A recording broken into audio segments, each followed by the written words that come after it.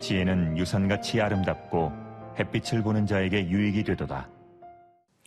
사랑하는 성도 여러분, 오늘 생명 양식의 본문은 전도서 7장 1절에서 14절 말씀입니다.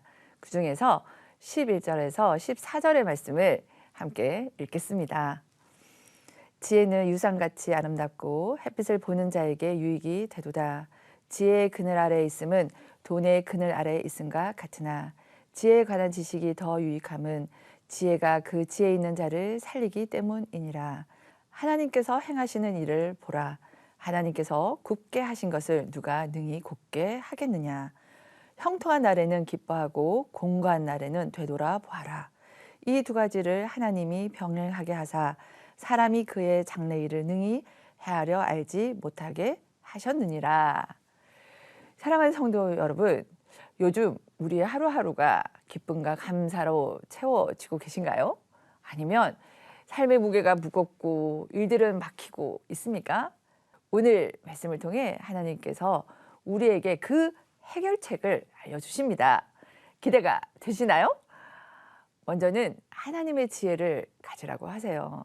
그것을 위해 11절과 12절에서 지혜가 얼마나 귀한 것인지를 알려주십니다. 11절에서는 죽음을 앞둔 사람도 자손을 위해 유산을 남겨주면 그 자산으로 삶을 영위하죠. 그리고 자녀가 뭔가 하고픈 것이 있을 때에 유산이 도움이 되기도 합니다. 그와 같이 하나님의 지혜를 가진 삶이 유익하다라고 하십니다. 이 말씀은요, 돈과 하나님의 지혜의 가치가 똑같다라고 하는 것을 말씀하는 것이 절대 아닙니다. 우리가 유산 이러면 눈이 번쩍 뜨이지 않습니까? 그러니 우리가 가치 있다고 그리고 또 필요하다고 중요하다고 생각하는 것에 비교해서라도 우리로 하여금 하나님의 지혜를 가지기를 소원하라라고 하는 말씀입니다. 햇빛의 소중함은 우리가 참 잘 압니다. 비타민 D를 아무리 먹어도 햇빛을 직접 보고 쬐는 것 비교할 수가 없습니다. 그와 같이 하나님의 지혜를 가지는 것은 우리에게는 생명력을 주는 것입니다. 12절은 왜 하나님으로부터 오는 지혜를 가져야 하는지를 왜냐하면으로 문장을 시작하면서 그 이유를 우리에게 알려주고 있죠. 그 당시 팔레스타인에서는요, 뜨거운 햇살을 막아주는 보호막은 그늘이었습니다. 돈도 삶을 살아가는데 우리에게 필요한 그늘막이 되어주기도 합니다. 그러나 그보다 더 소중한 것은 하나님의 지혜를 가지는 것입니다. 왜일까요? 지혜를 가진 자는 다시 살아나기 때문이라고 말씀합니다. 지혜를 가지면 우리가 소생케 됩니다. 그리고 또한 생명력을 회복하죠. 우리를 지금의 상황에서 우리의 인생의 길에서 우리를 살리는 하나님의 지혜를 우리가 가지기를 원하시나요? 잠언에서는요, 하나님의 말씀이 지혜라고 하세요. 잠언 4장 5절의 말씀입니다. 지혜를 얻으며 명철을 얻으라. 내 입의 말을 잊지 말며 어기지 말라 라고 하시죠. 곧 하나님의 말씀을 가진 자가 지혜를 얻은 자이죠. 시편 119편 105절에서는요. 주의 말씀은 내 발의 등이요 내 길의 빛이니이다 라고 말씀하세요. 그렇습니다. 주의 말씀이 우리 인생의 길을 비춰주는 등이고 빛이 되어서 생명력 있는 삶을 살게 합니다.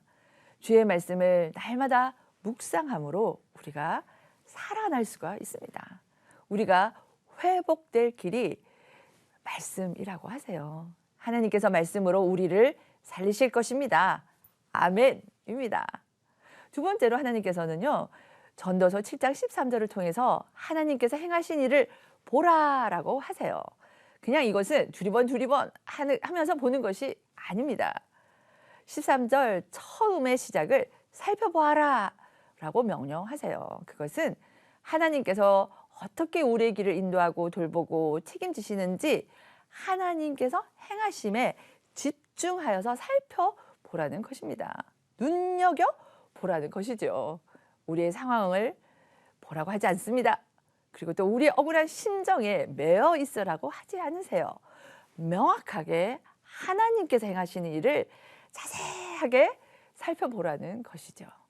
우리에게 요즘 일어나는 일들이 나의 일이 아니라 하나님께서 행하시는 일인 것입니다. 13절 하반절에서는요. 하나님께서 굳게 하신 것을 누가 능히 곧게 하겠느냐라고 하세요. 우리의 삶이 왜 이런 일이? 라고 우리가 아무리 생각해도 이해가 안 되고 우리에게서 답이 안 나올 때가 있죠. 이것은 또한 하나님께서 행하시는 일입니다. 왜 우리가 답을 알 수가 없을까요? 내 인생, 나의 삶, 우리의 사랑하는 가족의 일인데 말입니다. 그렇죠? 그 답이 오늘 본문 14절에 있습니다. 셋째는 우리는 하나님의 일을 다 알 수 없다라는 것입니다. 그리고 그것을 인생인 우리가 인정하고 받아들여야 함을 알려주세요. 14절에서는 하나님께서 사람이 그의 장래일을 능히 헤아려 알지 못하게 하셨느니라 라고 말씀하십니다. 하나님께서는요, 우리에게 형통한 날을 주셔서 기뻐하게도 하시고 공고한 날에는 다시 돌아보도록도 하세요.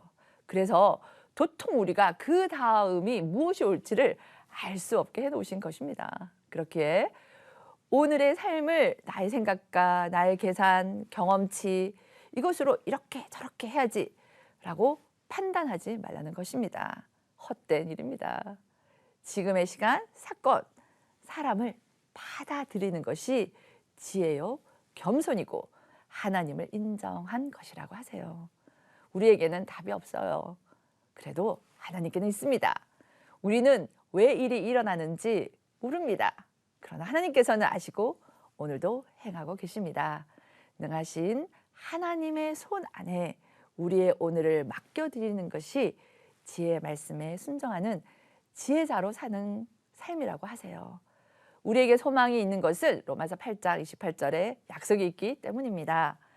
우리가 알거니와 하나님을 사랑하는 자, 곧 그의 뜻대로 부르심을 입은 자들에게는 모든 것이 합력하여 선을 이루느니라. 아멘. 해답이 없는 오늘 하나님께서 행하시는 일을 보며 말씀을 통해 생명력을 회복하여 다시 살아나는 저와 성도 여러분이 되시기를 바랍니다.